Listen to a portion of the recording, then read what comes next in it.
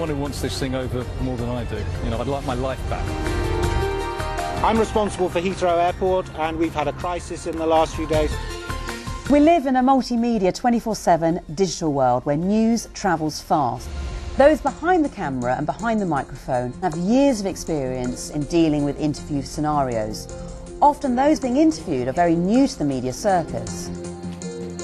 Well, having years of experience in both the business and the media, the PS Programme's coaches are very aware of how much damage can be caused by a poorly executed TV appearance. And PS Programmes aims to equip business executives and other senior management teams and independent experts with the toolkit they require to conduct various broadcast scenarios with confidence and also avoid the negative press.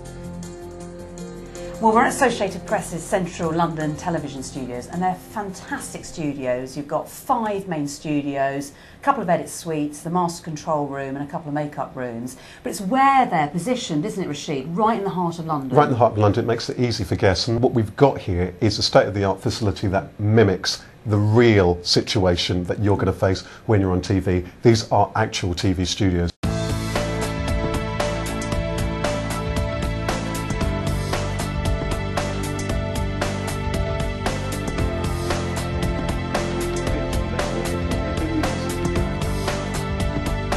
Well, we do 4 interview scenarios. The first one is the two-way, which involves a client and the presenter, and that's really getting them used to the studio setup of answering questions, typically a 4 or 5 minute interview on an area that hopefully will warm them up and get them used to that studio environment. Because let's face it, it's a hostile environment for many people facing a studio for the first time.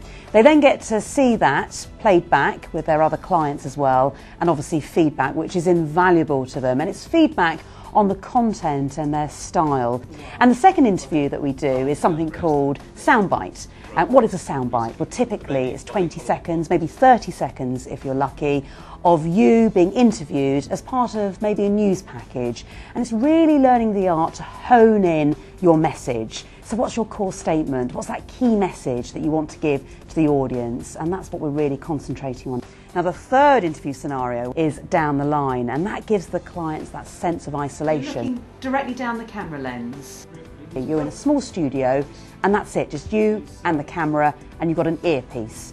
And your interview takes place isolated by yourself. And that's really hard to look relaxed, interested, compelling, as well as remembering to look down the camera lens. And then the last 4th interview that we do on a typical TV media training day is a 3-way, and that involves the client, a presenter, and then one of the coaches pretending to be another guest. And we introduce an element of conflict or a slightly differing opinion to what the client may be coming up with. So that gets them used to the idea of being a part of a panel discussion within a studio. And after all of that, all of their interviews end up on a DVD which they get to take home with them at the end of the day.